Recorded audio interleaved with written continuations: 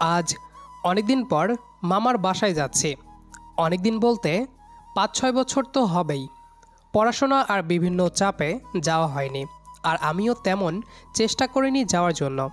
কিন্তু এই কয়দিন ধরে আম্মুকে কল দিয়ে মামা একদিন ঝালাপালা করে দিছে আমি যাওয়ার জন্য।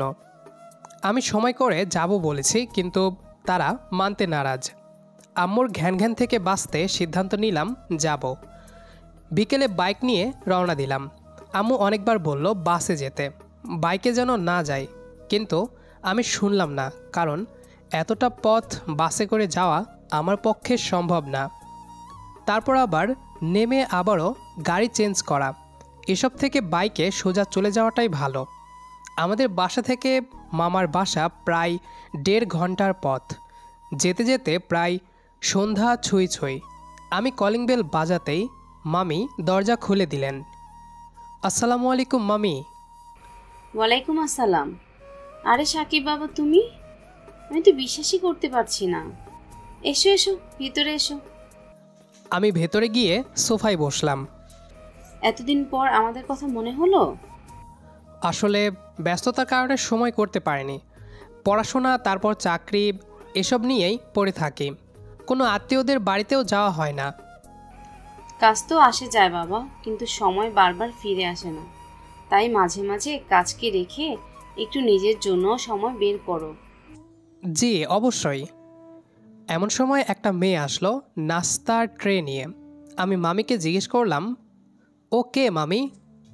মামি আর ওই মেয়ে আমার দিকে অবাক হয়ে তাকালো। কে হবে আবার? মুনতাহা। কি? এটা মুনতাহা? এত বড় হয়ে গেছে? কিছুদিন আগেও যখন দেখলাম তখন তো অনেক পিচ্চি ছিল। এবার মুনতাহা গজগজ করে বলে উঠল, কিছুদিন আগে মানে কতদিন?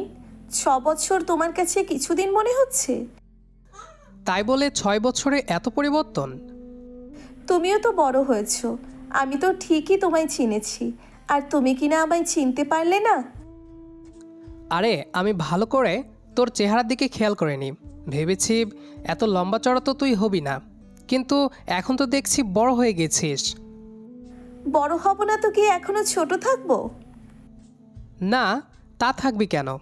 এখন যেহেতু বড় হয়ে গেছিস, বিয়ে দিয়ে দেওয়া দরকার, কি বলেন মামি? একদম ঠিক বলেছো বাবা। আমার জীবন তো একেবারে তেনা তেনা করে দিয়েছে এই মেয়ে। এখন বিয়ে দিয়ে দিলেই শান্তি। তুমি জামাই দেখো তো। তা তো অবশ্যই দেখব।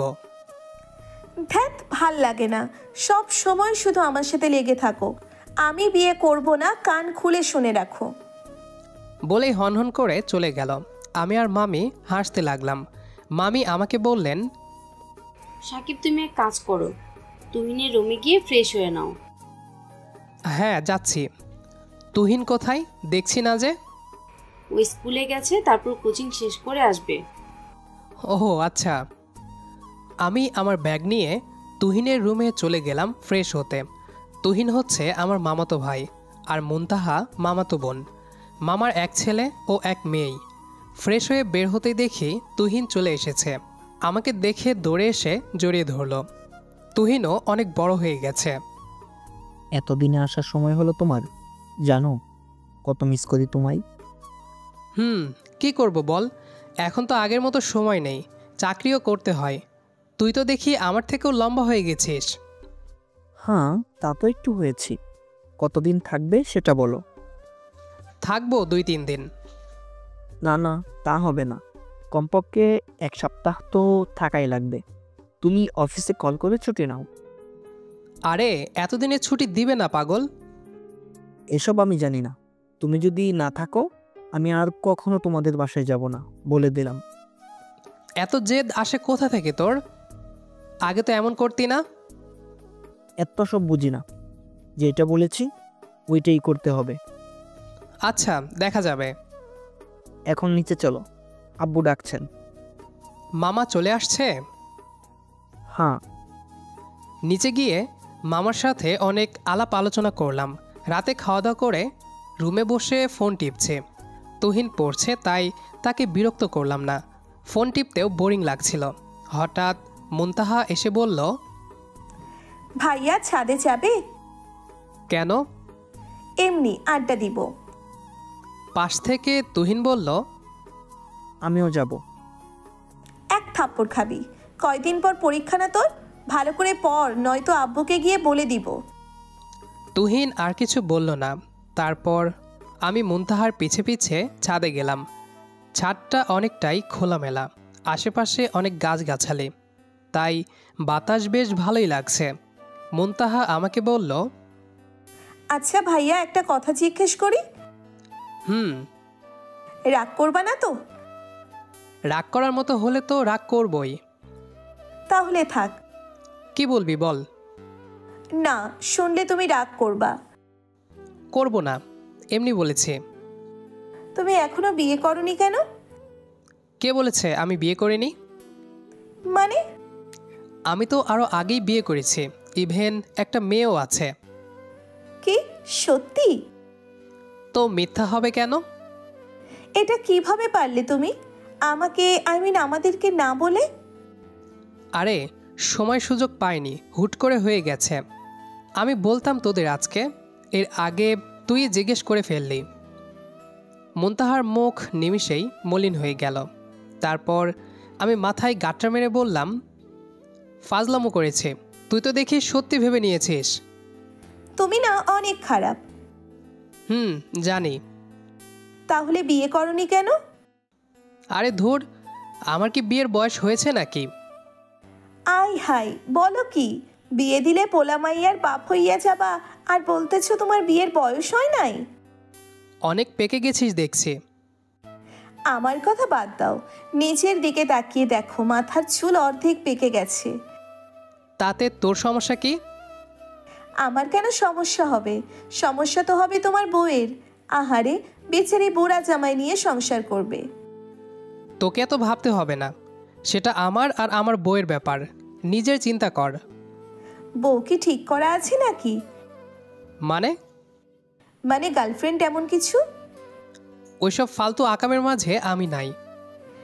এখানে আকামের কি দেখলে তুমি?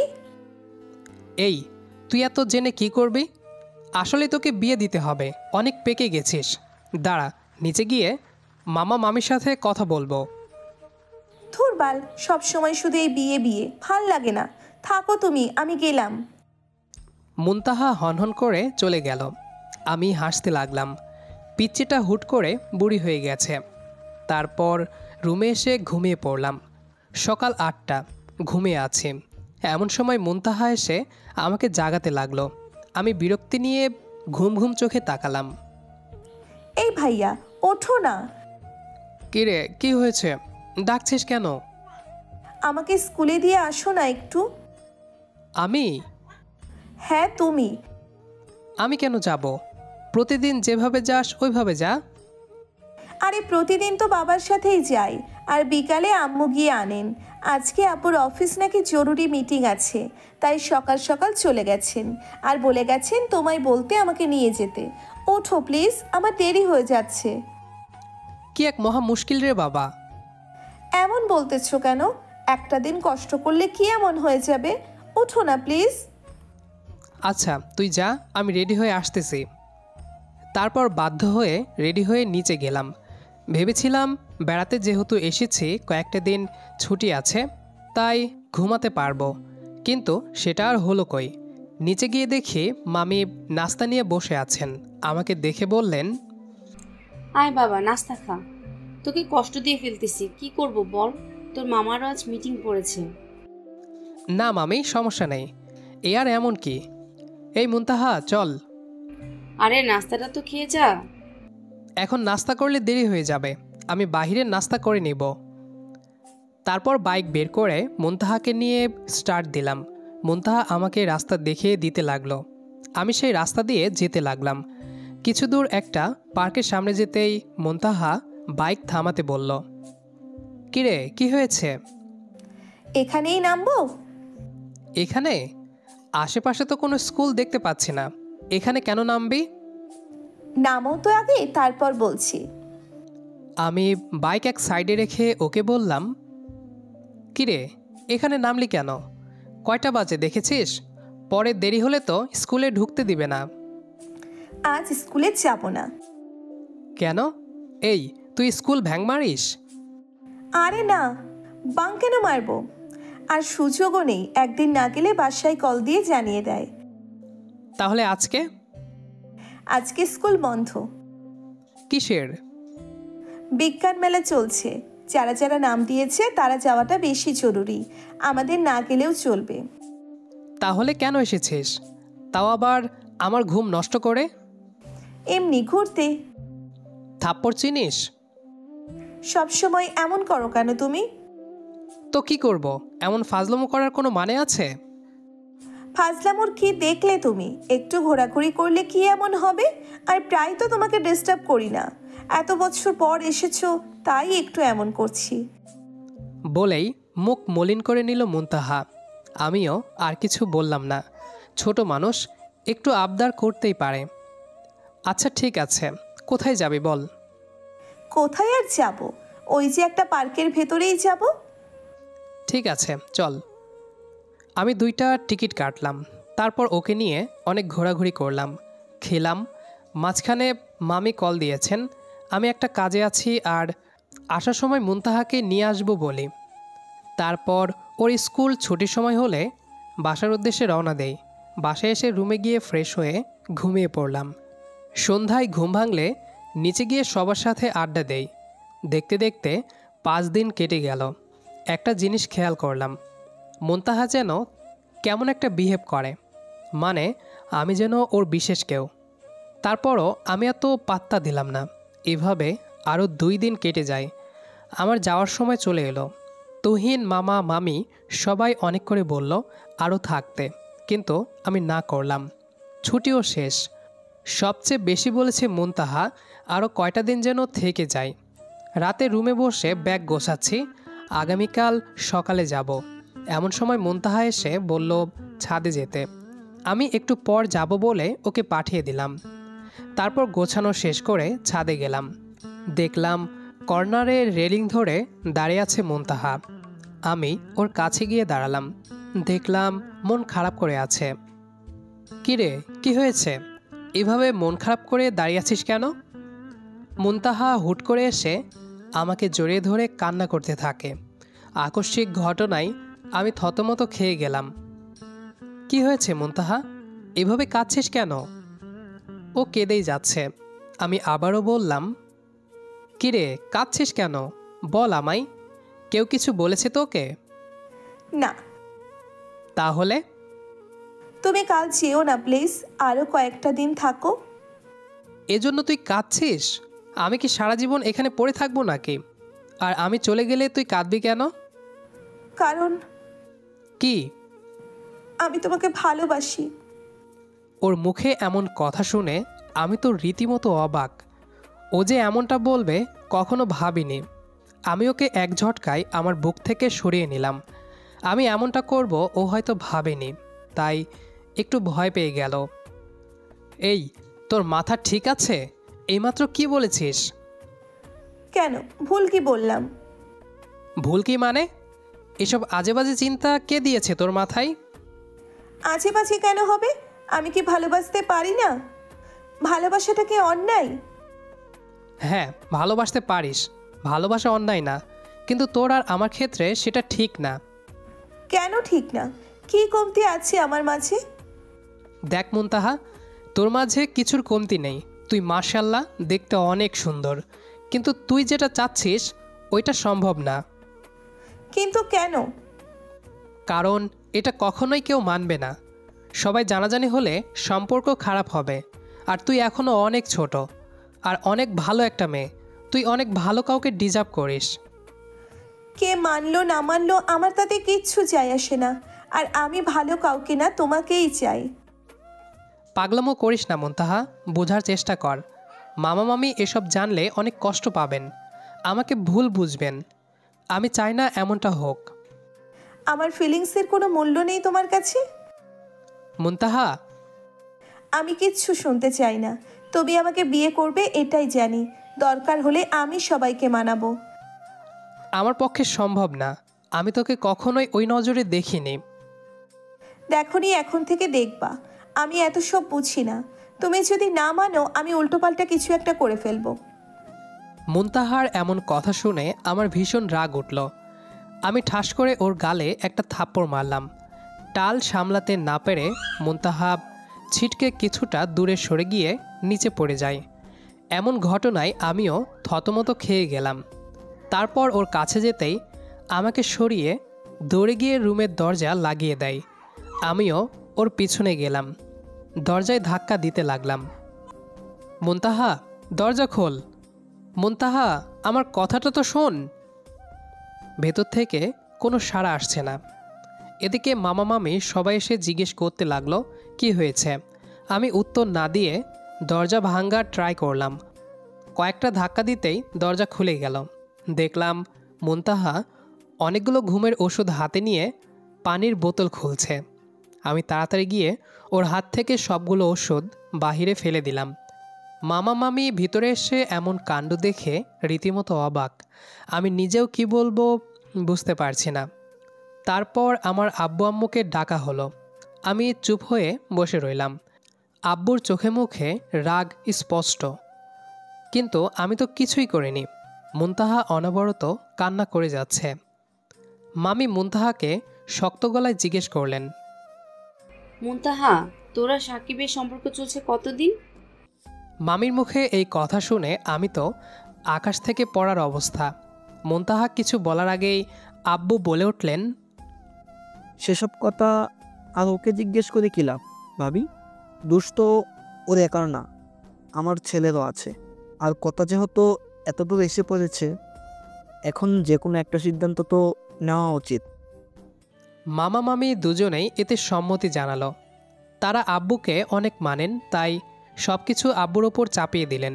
আব্বু এবার মুনতাহাকে জিজ্ঞেস করলেন, মুনতাহা মা, তুমি কি সাকিবকে বিয়ে করতে চাও? আব্বু, আমার কথা শোনো। তোর কাছ থেকে আমি আর কিছু শুনতে চাই না। মুনতাহা, যা জিজ্ঞেস করেছি উত্তর দাও। তুমি কি সাকিবকে বিয়ে করতে চাও? মুনতাহা মাথা নাড়ল। আমি রীতিমতো ঘেমে শেষ। এ কি হচ্ছে আমার সাথে? কিছু করলাম না, বললাম না, তাও ফেঁসে গেলাম। তাহলে আর কিছু বলার নেই। ওটা ভাই ভাবি আপনাদের মতামত থাকলে ওদের বিয়ের কথাবার্তা পাকা করতে চাই। মামি বললেন, আর কি বলবো ভাই, ছেলে মেয়ে বড় হয়েছে, ওদের নিজস্ব পছন্দ আছে, এখানে আমাদের মানা করার সামর্থ্য নেই। তাহলে বিয়ের তারিখ এখানেই ঠিক করে ফেলি। আব্বু, আমার কথাটা তো শোনো একবার। বলেছি না কিছু শুনবো না। এখন আমি যা বলবো সেটা তুমি শুনবে। আগামী সপ্তাহের শুক্রবার বিয়ের ডেট। কারো কোনো আপত্তি আছে? সবাই মাথা নাড়ালো। কারো কোনো আপত্তি নেই। ব্যাস, সব সিদ্ধান্ত নেওয়া শেষ। মুনতাহা উঠে রুমে চলে গেল। পরের দিন সকালে আমরা বাসায় চলে আসলাম। তারপর শুরু হলো বিয়ের আয়োজন। মুনতাহা আমায় অনেকবার কল দিয়েছে, কিন্তু আমি রিসিভ করিনি। এমন পাগলামোর কোনো মানে হয় আপনারাই বলুন। দেখতে দেখতে বিয়ের সব ফর্মালিটিস শেষ করে বাসার ঘরে ঢুকলাম। মুনতাহা এসে আমাকে সালাম করতে নিলে আমি সরে গেলাম। আমাকে এমন করতে দেখে সে বলে, কি হলো, পা সরিয়ে নিলে কেন? সালাম করব তো। এসব আধিক্যতার কোনো দরকার নেই। এখানে আধিক্যতার কি আছে? কিছু না, আমার ঘুম পাচ্ছে, আমি ঘুমালাম। খবরদার আমাকে ডিস্টার্ব করবি না। বলেই আমি উল্টো পাশ হয়ে শুয়ে পড়লাম। একটু পর কারো গুঙ্গানির আওয়াজ কানে আসলো। তাকে দেখে মুনতাহা মুখ গুজে কান্না করছে। আমি বিরক্তি নিয়ে বললাম, সমস্যা কি তোর? কাঁদছিস কেন এইভাবে? শান্তিতে কি ঘুমাতেও পারবো না? মুনতাহা কেঁদেই যাচ্ছে। আমি বিছানা থেকে উঠে ওর কাছে গেলাম। কি হলো, কথা বলছিস না কেন? এভাবে কাঁদলে আমি ঘুমাবো কি করে? মুনতাহা উঠে এসে আমাকে ধুম করে জড়িয়ে ধরল। তুমি আমার সাথে এমন কেন করছো? কি এমন অপরাধ করেছি আমি যে এভাবে শাস্তি দিচ্ছ? ভালোবাসাটা কি অন্যায়? না, ভালোবাসা অন্যায় না, কিন্তু ভালোবাসার জন্য অন্যায়ভাবে কিছু করাটা অবশ্যই অপরাধ। মানলাম ওই দিন আমি তোকে মানা করেছি, চর মেরেছি, তাই তুই এইভাবে সবার সামনে এমনটা করবি? তখন না হয় রাগে এমনটা হয়েছে, কিন্তু পরে দুজন কথাবার্তা বলে তারপর পরিবারের কাছে একটা সমাধান আনা যেত। কিন্তু তুই কি করলি? সব কিছু তাড়াতাড়ি করে সবার মাঝে একটা বিভ্রান্ত সৃষ্টি করলি। সবাই ভেবেছে তোর সাথে আমার আগে থেকেই সম্পর্ক আছে। আমি কি জানতাম যে বাবা মা এসে তারপর ফুপা ফুপিকে ডেকে এসব বলবে? তুই রুমে গিয়ে দরজা লাগিয়ে দেওয়াতেই তো আমি ভয় পেয়ে গেছি। আর একটু পরে গেলে হয়তো ওষুধ খেয়ে পড়ে থাকতি, তারপর সবাই এসে আমাকে দোষারোপ করত, আর তারপরই এসব ঘটে। তুই তো খুশিই হয়েছিস যখন সবাই এই সিদ্ধান্ত নিল। তুমি কি খুশি হওনি? একবারের জন্যেও আমার কথা ভাবোনি? এটাকে খুশি হওয়া বলে না। তুই সবার সামনে আমাকে আর তোকে উভয়ই ছোট করেছিস। তুই চাইলে বলতে পারতি যে না, আমাদের মাঝে কোনো সম্পর্ক নেই, কিন্তু না, তুই চুপচাপ সব মেনে নিয়েছিস। তো আমি আর কি করব? আমি ভয় পেয়ে গেছিলাম, তখন যদি মানা করি তাহলে তো তোমাকে আর পেতাম না। কে বলেছে? 2 মিনিটে জীবনের সিদ্ধান্ত নেওয়া অনেক কঠিন, যা আমার সাথে হয়েছে। পরে না হয় আমি ঠিকই বুঝতাম, কিন্তু তুই সেটা হতে দিলি না। দেখো, যা হওয়ার হয়েছে। পুরনো কথা আমি আর বলতে ও শুনতে চাই না। তাহলে ঘুমা, আর আমাকেও ঘুমাতে দে। সর আমার বুক থেকে। না, আগে বলো তুমিও আমায় ভালোবাসো? জীবনেও না, সর। এখন কিন্তু সত্যি সত্যি আমি উল্টোপাল্টা কিছু করব। ব্ল্যাকমেইল করে ভালোবাসা আদায় করবি? তুমি কেন এমন করছো? প্লিজ আমাকে বোঝার চেষ্টা করো। বলেই মুনতাহা আমার পা জড়িয়ে ধরে কান্না করতে লাগলো। আসলে ওকে যে মেনে নিব না, ব্যাপারটা এমন না। ওর এমন কর্মকাণ্ডের জন্য একটু শিক্ষা দিতে চেয়েছিলাম, কিন্তু এই মেয়ে তো দেখছি সাংঘাতিক। আমি মুনতাহাকে পা ছাড়তে বলি, কিন্তু সে ছাড়ছে না। তারপর নিজেই ওকে তুলে ওর চোখের পানি মুছে দেই। পিচ্চিটা কাঁদতে কাঁদতে চোখ একদম লাল করে ফেলেছে। এটা দেখে আমি আর রাগ দেখাতে পারলাম না। আসলে ও ছোট, এই বয়সে কী বা এমন বুঝ আছে? ভালোবাসা আবেগই তো এখন ওর কাছে সব। তাই ওর সাথে রাগ না দেখিয়ে পরিস্থিতি বোঝানোটাই সবচেয়ে বেশি প্রয়োজন। থাক, আর কান্না করিস না, চোখ একদম লাল করে ফেলেছিস। বলো, ভালোবাসো আমায়? বললে কি খুশি? অনেক। তার আগে তোকে প্রমিস করতে হবে। কি প্রমিস? তোর এই রাগ জেদকে কমাতে হবে। কথায় কথায় উল্টাপাল্টা কিছু করার চিন্তা করা, ঘুমের ওষুধ খাওয়া, এসব একদম বন্ধ করতে হবে। তোমায় পেয়ে গেলে আমি আর এসব কোনো দিন করব না। এভাবে বললে হবে না, প্রমিস করতে হবে। আচ্ছা, প্রমিস, আমি আর কোনো দিন এমন কিছু করব না। ঠিক আছে। তাহলে বলো, আমাকে ভালোবাসো? আমি এবার হেসে দিয়ে ওকে জড়িয়ে ধরে বললাম, আমিও তোকে ভালোবাসি। আমাদের আজকের গল্পটি এ পর্যন্তই। গল্পটি আপনাদের কাছে কেমন লেগেছে সেটি অবশ্যই কমেন্ট করে জানাবেন। দেখা হবে আবারও নতুন কোনো গল্প নিয়ে। সে পর্যন্ত আমাদের সাথেই থাকবেন। আর পুরো গল্পটি যারা শেষ পর্যন্ত শুনেছেন, সবাইকে অসংখ্য ধন্যবাদ।